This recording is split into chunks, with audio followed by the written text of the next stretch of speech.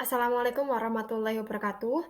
Perkenalkan, nama saya Naftali Nauli Adelia, NIM 43010222127, dari Prodi Pendidikan Kimia, sedang mengikuti program PPG Prajabatan, gelombang 1. Di kesempatan kali ini, saya akan mencoba untuk memaparkan terkait topik 3, yaitu Filosofi Pendidikan Indonesia, eh, koneksi antar materi, yaitu tentang manusia Indonesia dari perspektif yang beragam.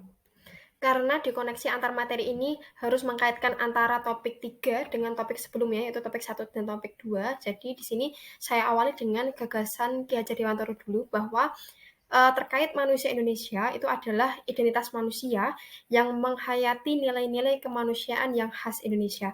Kita tahu bahwa ada 3 nilai di sini, diantaranya yaitu ada nilai Kebhinneka Tunggal Ikaan, kemudian nilai Pancasila, dan nilai religiusitas. Kemudian menurut Ki Hajar Dewantara bahwa gagasannya yaitu ada dua kodrat yang perlu kita ketahui, yaitu ada kodrat alam dan kodrat zaman. Nah, kodrat alam itu berkaitan dengan kondisi anak atau di sini siswa ya, yang dimaksud adalah sejak lahir yang dipengaruhi kultur budaya dan lingkungan tempat anak atau siswa itu berada. Kemudian untuk kodrat zaman itu terkait dengan perubahan yang selalu terjadi dari zaman ke zaman atau dari waktu ke waktu.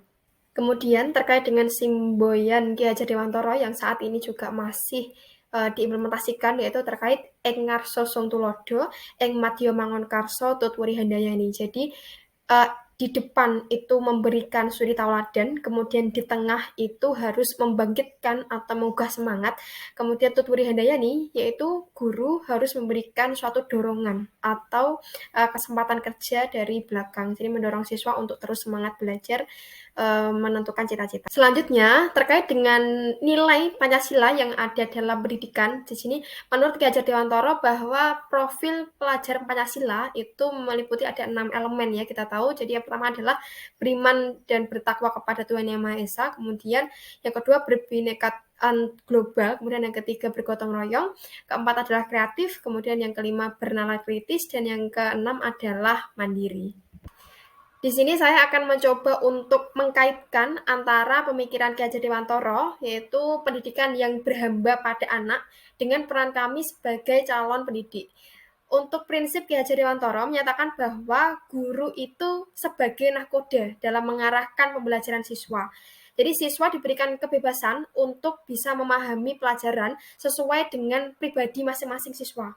Jadi pendidikan itu memberikan kesempatan kepada peserta didik itu untuk menjadi manusia yang utuh. Nah, dalam hal ini tujuannya adalah untuk mendorong adanya karakter budi pekerti di dalam diri masing-masing siswa. Nah, kita ketahui bahwa Ki Hajar Dewantara menjadi salah satu pahlawan yang perlu kita tiru atau mungkin di sini sosoknya bisa dijadikan sebagai role model ya. Nah, untuk sifat Ki Hajar Dewantara yang dapat diterapkan pada siswa dan masyarakat, nah di sini saya akan menyebutkan dari sisi siswa dulu yang mungkin dapat diterapkan adalah yang pertama selalu semangat belajar, kemudian tidak pernah merasa cukup pada ilmu yang dimiliki, kemudian yang ketiga adalah selalu memperluas pengetahuannya.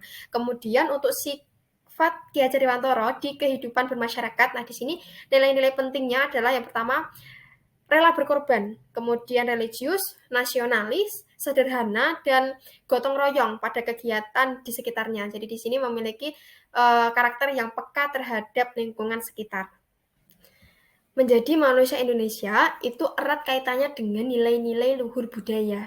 Jadi di sini saya akan berbicara terkait dengan konteks sosiokultural. Jadi menurut gagasan Ki Hajar Dewantara bahwa setiap manusia itu dapat menuntun. Jadi di sini saya akan mencontohkan salah satu budaya di daerah Pati, terutama di Sukolilo, itu ada salah satu budaya yang namanya Meron, dilaksanakan setiap 1 tahun sekali. Jadi kegiatan seperti ini itu mampu menanamkan nasionalisme. Itu bukan hanya dari masyarakat, tetapi juga untuk anak-anak juga. Nah, di sini juga bisa menjadi kebanggaan masyarakat desa terhadap budayanya yang selalu dilaksanakan setiap tahunnya. Jadi menjadi kegiatan rutin seperti itu.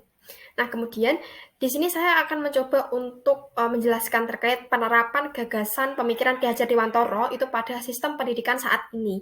Nah, bisa dilihat di dalam slide-nya bahwa di situ seorang guru itu menginstruksikan kepada siswa untuk, eee, supaya adil kita semua akan mengikuti ujian yang sama ya. Jadi ambil buah di atas pohon itu, tetapi harus dengan cara memanjat pohon. Nah, coba kita analogikan, apakah bisa kita anggap saja itu di depan guru itu adalah, siswa yang memiliki gaya belajar yang beda-beda. Apakah setiap murid itu bisa, mewujudkan apa yang guru-guru inginkan, seperti itu semuanya? Kan belum tentu bisa. Nah, inilah yang, mungkin yang ditekankan ya pada Ki Hajar Dewantara bahwa memang seorang guru itu tidak bisa menyamaratakan keberagaman siswa, yang di situ dianalogikan sebagai, gaya belajar mungkin sama, tapi kan aslinya kita tahu bahwa karakteristik, kemudian sifat, sikap setiap, siswa itu kan berbeda-beda.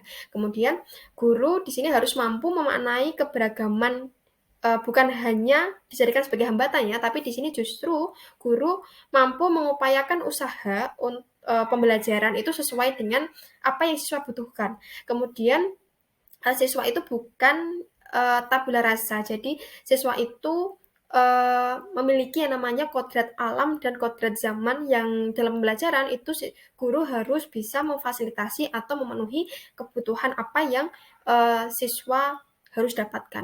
Berikut merupakan hasil penerapan pembelajaran terkait pemikiran Ki Hajar Dewantara secara kontekstual di sekolah PPL, karena di PPL itu di sini kami sudah masuk ke, pembelajaran terbimbing, yaitu siklus 1. Jadi, saya mendapatkan kelas 12, yaitu, materi kimia unsur. Nah, di sini saya akan mencontohkan pada bagian praktikum, kimia unsur ya. Nah, di sini yang saya ambil itu adalah nilai kolaboratif dan gotong royong. Nah, jadi di sini siswa itu mampu mengidentifikasi hasil uji nyala dari beberapa unsur di dalam suatu senyawa itu melalui kegiatan praktikum. Kemudian siswa dapat meningkatkan soft skill, yaitu menggunakan alat-alat kimia dan mengetahui manfaatnya. Karena kemarin ternyata kelas 12 itu kan 2 tahun sebelumnya mereka COVID. Jadi baru masuk ke dalam lab itu baru kemarin ketika praktikum ini kimia unsur. Kemudian untuk pembelajaran di sini disesuaikan dengan karakter siswa karena pembagian kelompok itu disesuaikan dengan gaya belajar siswa. Kemudian untuk siswa dapat berbagi peran dan saling bekerja sama dalam kegiatan praktikum. Nah, di sini kan mewujudkan dari nilai kolaboratif dan gotong royong. Selanjutnya, terkait relevansi kurikulum saat ini yang sedang digunakan, yaitu kurikulum Merdeka, dengan pemikiran Ki Hajar Dewantara. Nah, kita ketahui bahwa menurut gagasan Ki Hajar Dewantara itu kan pendidikan itu mempertimbangkan aspek keseimbangan antara cipta, rasa, dan karya. Kemudian,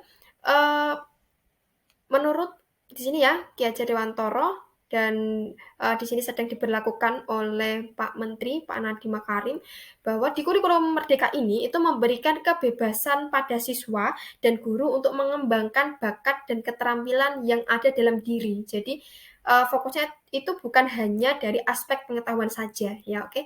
Kemudian untuk Merdeka Belajar ini itu menjadi salah satu strategi dalam pengembangan pendidikan karakter. Jadi siswa diharapkan, lebih banyak, mempraktekkan atau mengimplementasikan terkait nilai-nilai karakter bangsa Indonesia itu dalam kehidupan sehari-hari.